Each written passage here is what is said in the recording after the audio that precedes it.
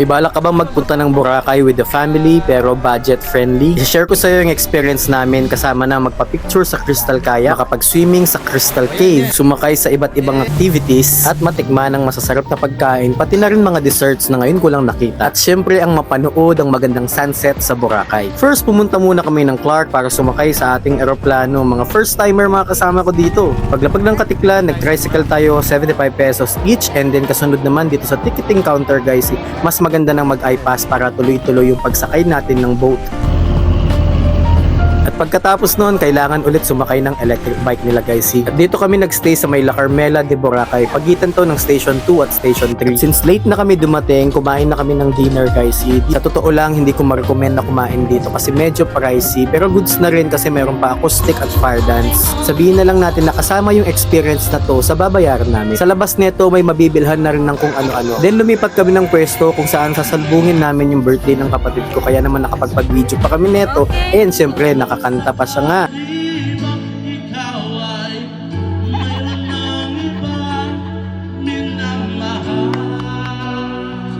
At syempre hindi tayo nagpahuli.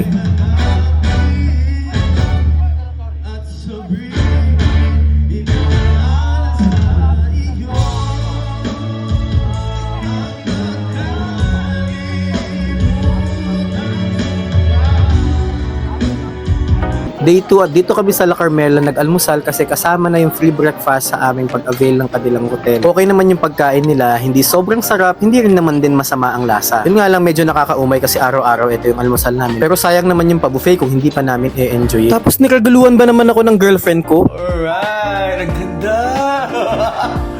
Thank you, ma. Thank you. Wow, tanaw camera, wow. Sana na. Good morning in Boracay. After mag-almusal, dumaretso na kami for island hopping. Nagre-range to ng 600 to 900 pesos. Yung sa amin, 700. Pero hindi maliit yung boat namin. Meron na siyang pa-slide. At may pa-party-party na din. Bago umandar, syempre, naglaro muna siya ng ganda-gandahan. Wala pa man, pero mukhang masaya naman yung mga magulang namin. Nung nasa snorkeling area na kami guys, umakyat na ako agad sa taas. Syempre, para makapag-slide-slide na kami ng mga pamangkin ko. Syempre, hindi naman ako nagpatalo. Yay!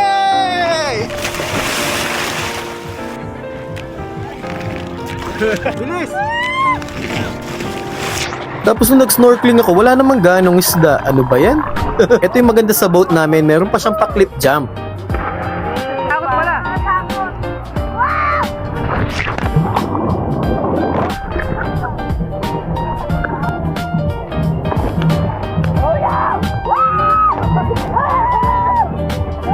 After that, lumipat kami ng island at umupo muna kami ng partner ko dito. Pero bawal talaga to guys, hindi lang kami nakita nung nagbabantay. Super saya na makita yung ganda ng view dito.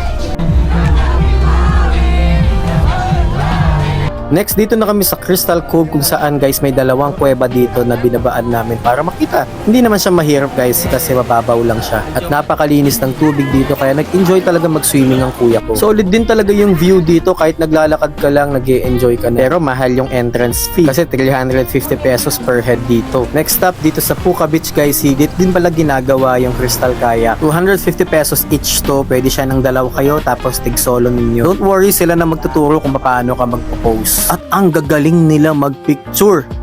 By the way, wag pala kayong magpapapicture sa mga may dalang digicam dito, ang mahal ng bayad. Habang babalik na kami guys, nakita namin tong Shangri-La Hotel, napakaganda. Then inabangan namin ng napakagandang sunset sa Boracay.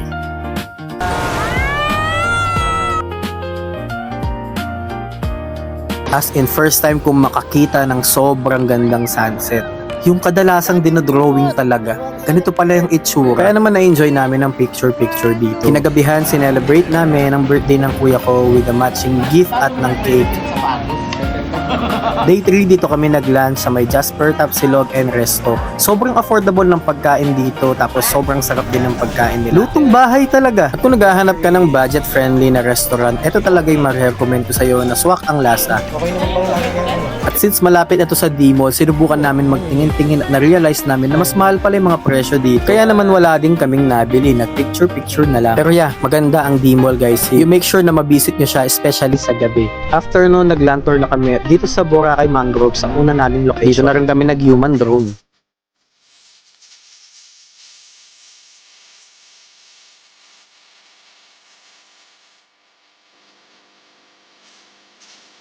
Ang again. Sige, dagat. Turo niyo yung dagat ko. Pababa yung dagat Hands up kayo, hands up. Hands up. Tismisan. Babay tayo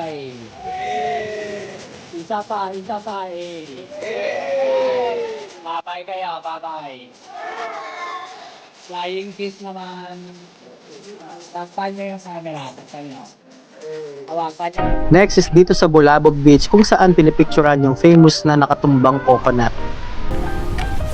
Mas maganda mag-Boracay pag may action 6 ka. Ang ganda. Solid. Pero wala naman kaming ibang ginawa kundi maghintay dun sa picture-picture. At habang naghihintay ng pila guys, nagpa-picture muna kami dito sa famous na bata na nagpi-picture at nagbe-video dito sa Boracay. At totoo nga ang chismis, napakagaling niya. Siya pa magtuturo sa'yo ng mga posing ninyo. At eto yung mga results na mga kuha niya sa amin. Next is lumipat na kami ng keyhole guys. Hindi ka naman pala makasingit dito sa sobrang dami ng tao. Kaya gumilid-gilid na lang kami. And lastly, nagpunta kami ng grotto which is napakaganda dito sa Station 1. Sobrang puti ng lupa. Halika kita. At may bata na naman na nagpicture-picture sa amin. Ang galing talaga nila magpicture dito.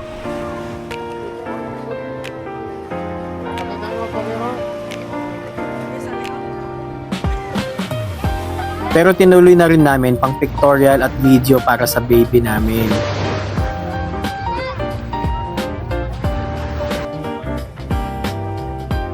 Day 4, sinurprise nila ako sa aking birthday. Hindi mo nabuksan ha. Hindi mo mabuksan.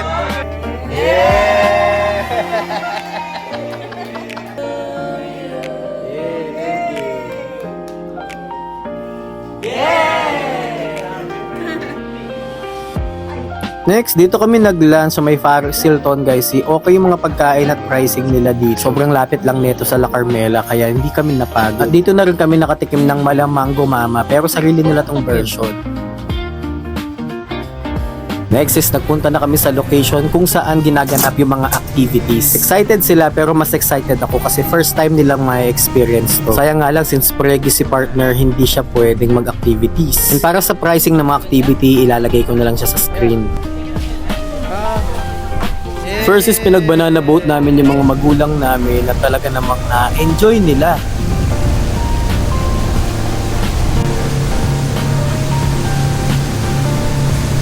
Habang sila tinatalbog-talbog, ako eto nanonood sa kanila at tawa lang ng tawa.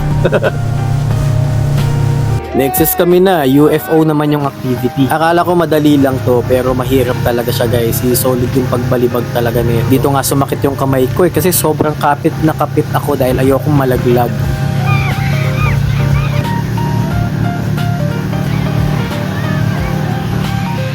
Then nagtry kaming mag-jet ski ng kuya ko, ng father ko, and syempre ako.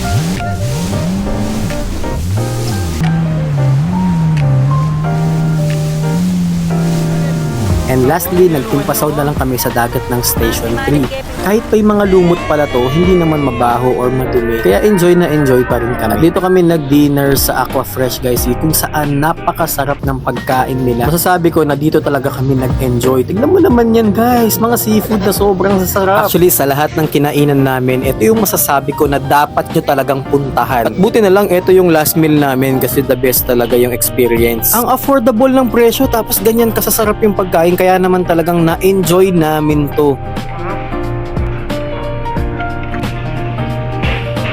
Lastly, nagpunta kami ng D-Mall para lang matikman ang ice flakes requested by my pamangkin. At grabe, sobrang sarap pala talaga nito. At bago matulog, nagpamassage muna kami.